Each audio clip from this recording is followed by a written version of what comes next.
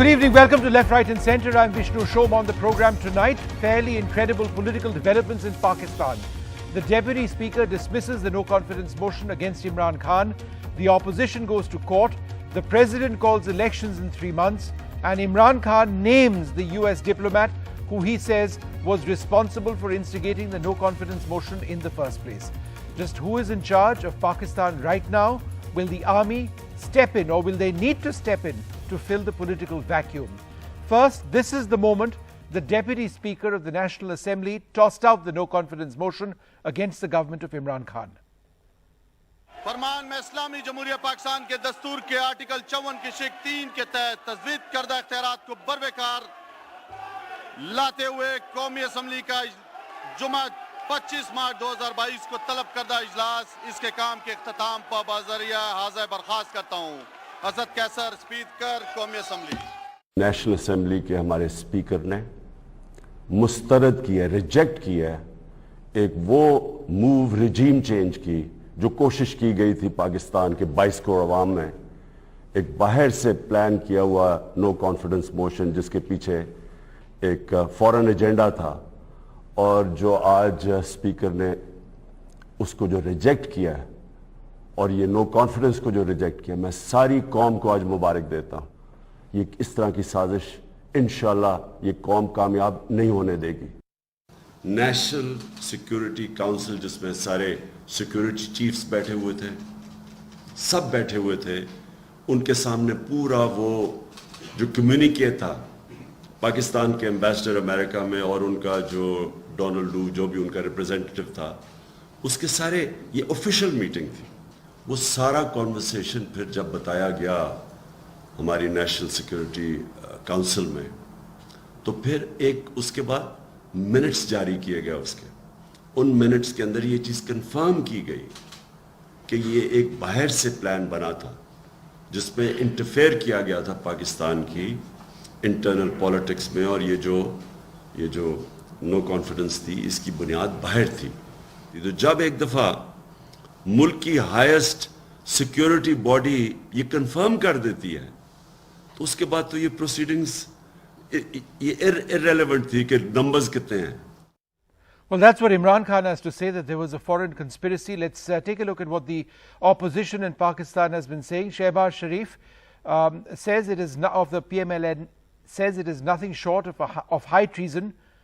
Imran Khan has pushed the country into anarchy. Niazi and his cohort will not be allowed to go scot-free. There will be consequences for his blatant and brazen violation of the Constitution. Hope the Supreme Court will play its role to uphold the Constitution.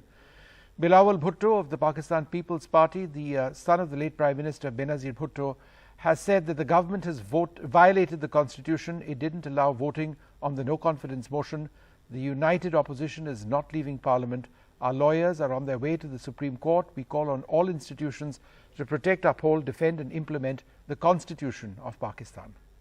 आज ये नजराते हुए आखिरी मौके पे speaker साहब ने गैर आईनी काम किया है, पाकिस्तान का आईन तुड़वाया गया है। यूनाइटेड ऑपोजिशन ने ये फैसला किया है कि हम नेशनल असेंबली में धरना देंगे जब तक हमारा आईनी हक ना दिया जाए, और हम अपना लॉयर से इस वक्त आज ही अभी सुप्रीम कोर्ट पहुंचेंगे कि हमारा पोलिंग, हमारा अदम एतमाद का वोट आज ही किया जाए।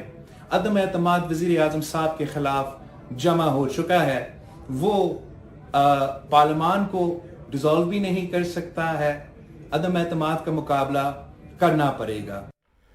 Well, joining us now, Ayaz Gul. We are also joined by Dr. Aisha Siddiqa and Suhasini Haider joins me over here from in New Delhi. Meher Tarar will be joining us in a few moments from now. Ayaz Gul, let me come to you first. Do you see this as being a political masterstroke of Imran Khan? Well, that's what it looks like as of this moment, and as Etizaz Ehsan, the former law minister, put it in one of his television interviews, that he hit a sixer, that the ball has gone missing. So obviously everybody is taken aback whatever he did today, and now it is up to the Supreme Court to determine whether the actions that happened inside the parliament this morning were constitutional or unconstitutional. Dr. Aisha Siddiqa, does it really matter which way the Supreme Court rules in this when they eventually do rule? Because there will be elections within a couple of months. So the bottom line is that Imran Khan isn't Prime Minister anymore, elections will be held, and therefore the big question is whether his rhetoric of a foreign hand works or not. Would that be a fair assessment? Well, you've asked too many questions here. But firstly, let me start with the most important one. I think it's very important for this constitutional matter to be decided. According to Article 58 of the 1973 Constitution, the President could not have dismissed the assemblies, given that there was already a no confidence motion against the Prime Minister. It is in contravention of Article 67 of the Constitution. I think what is very important here for the Supreme Court to decide on a constitutional matter. Elections or in elections, constitutional crises cannot happen of this kind. I think what Imran Khan is doing here really is fighting a battle of narratives. His supporters, that's the only battle he's used to fighting. He had always presented himself as a man who was not a politician, who didn't like politics. He was above politics.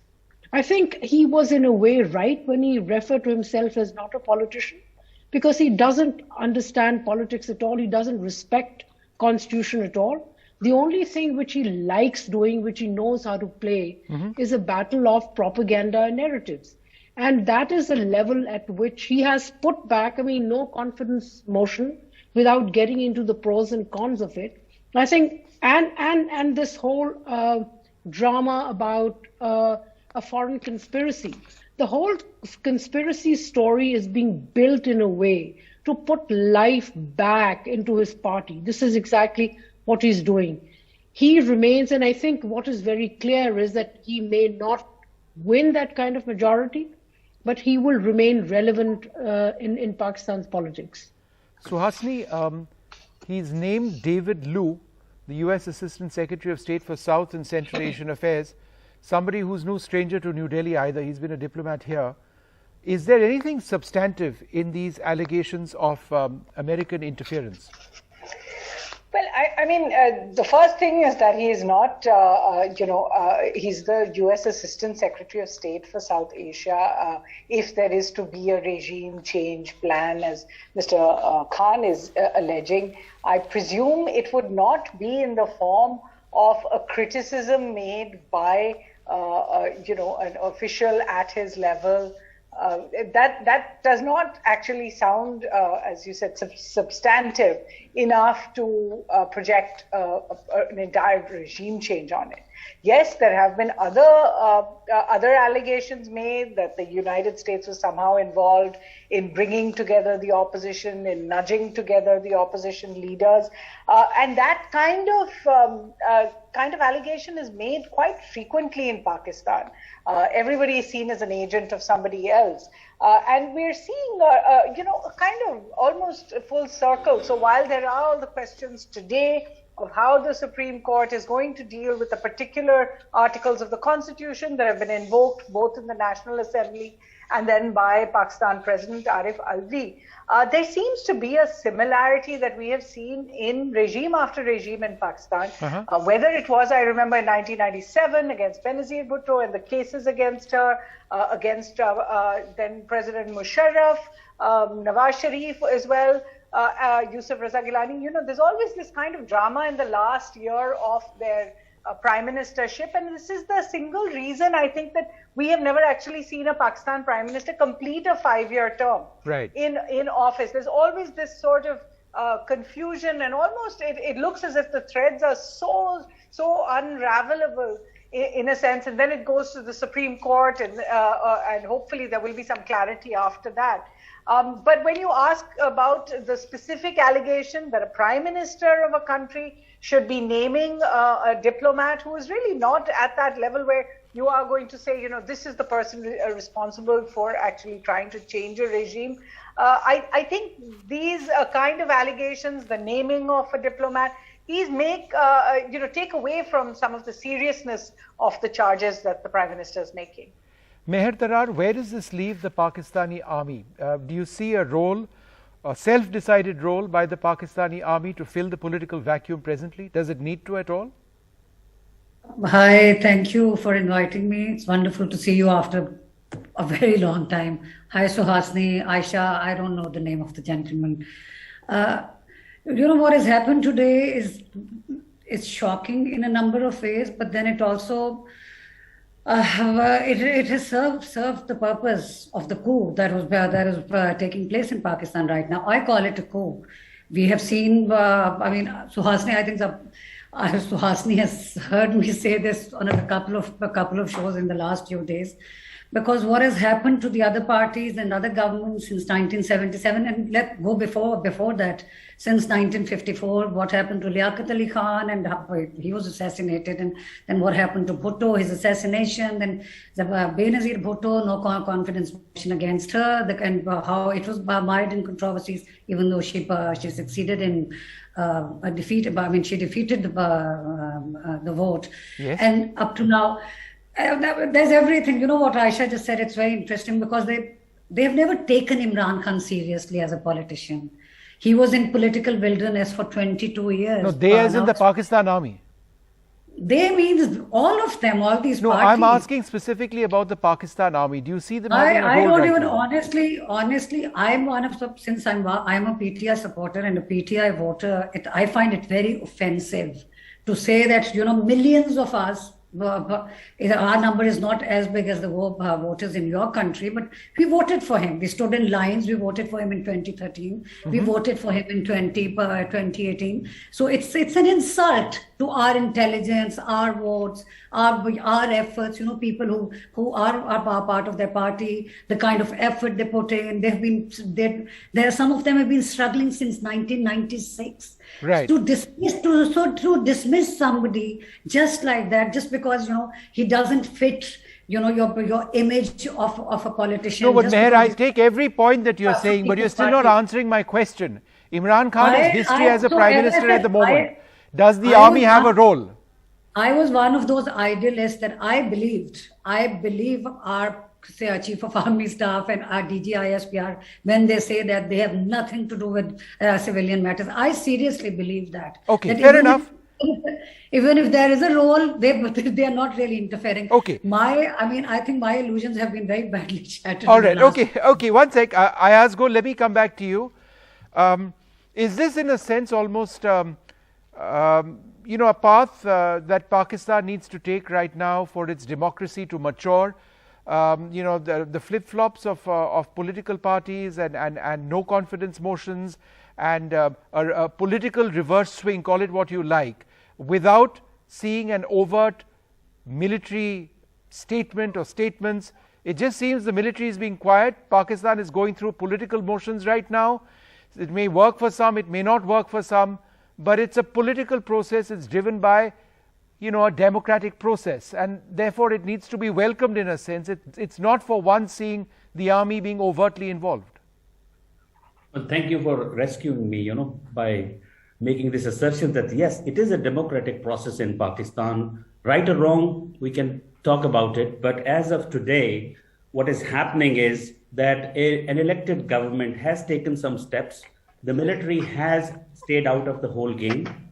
It has publicly today announced that it has nothing to do with it, and whatever is happening, it is for the political parties to resolve among themselves. And at the same time, Supreme Court, in a brief order this evening, clearly stated that no institution of the state should intervene at this stage and let the court decide what is right and what is wrong. So we will know tomorrow morning, you know, how this further, you know, the further course of action obviously is within the Supreme Court. That is where it has to be decided. But for the democratic process in Pakistan, you know, I've been covering for the last 25 years events in Pakistan for Voice of America. Yep. This is the first time that people are on the streets. We don't see any violence. They're, you know, fighting for their right. And opposition parties have been saying this, that this is a fraud election that brought Imran Khan into power. Who committed the fraud? Nobody is openly saying it. Okay. He is being accused of, you know, being selected. who selected him? Well, if that is the case, what is the hue and cry about dismissal of this parliament if its integrity was already in question? So why not have new elections? I mean, this is what Imran Khan has told us here in his statements. His party people have been saying. So the field is open now for all the parties to go for elections. Now, relying on Supreme Court or expecting the military to intervene and undo this whole effort, that we understand from the military's point of view that they have decided that all political governments will have to complete their terms from now onward. I mean, that is the sort of course correction that we were told long ago is in process in Pakistan. So that's what we are seeing happening. And we have seen that the military has stayed back. And if it intervenes at this stage, I mean, it would be very unfortunate. The courts are very much independent in this country, whether they will really support this. You remember the lawyers' movement when the former Chief Justice was ousted by General Musharraf. That scenes will be repeated in Pakistan. I can tell you. Okay. Dr. Aisha Siddiqa, Imran Khan played his political masterstroke today. Where does that leave the main opposition? See, again, I wouldn't call it a masterstroke. I think he has been very apolitical, and the problem with his supporters are that his support base is also very apolitical. It's a generation that's raised on hating politics. That's what I mean by apolitical. I would also disagree here with Mr. Riazgul that it's important to just, chug along, go and have elections. I think while we know and everybody expected that elections will happen, especially from the time when no confidence motion was building up, the whole struggle was building up. I think it's equally important to, put constitutional issues to rest. It's not going to the Supreme Court. Supreme Court is the only course that the opposition had to take because of the action taken by Imran Khan. It's a simple procedure, which is the same that you have in India, the same that we have in Pakistan. Very simple. Members present a no confidence motion. It's put to vote. If the Prime Minister is voted out, if majority vote against the Prime Minister, he's voted out. He loses his position as leader of the Treasury. Right. Now, the whole process has been made very complex by Imran Khan and his party.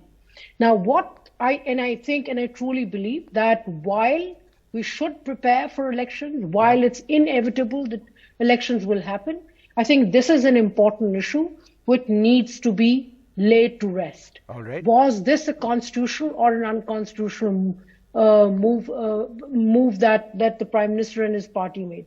The other thing is that I also, again, I'm a skeptic here in this crowd. I do not believe that the neutrals are that neutral here.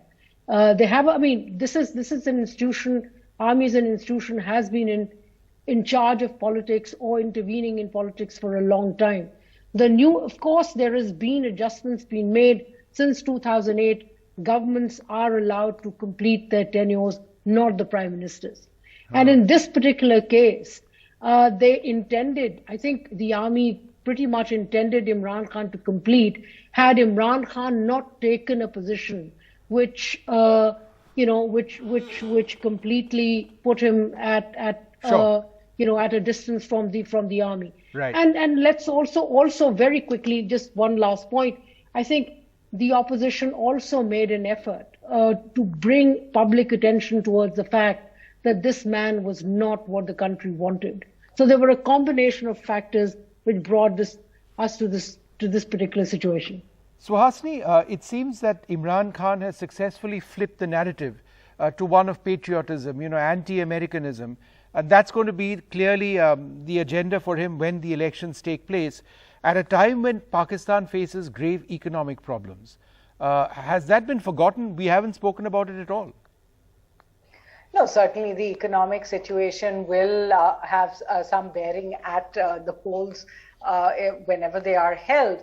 But I think what we need to really look at is there is there is a common thread here. No government in Pakistan goes easily.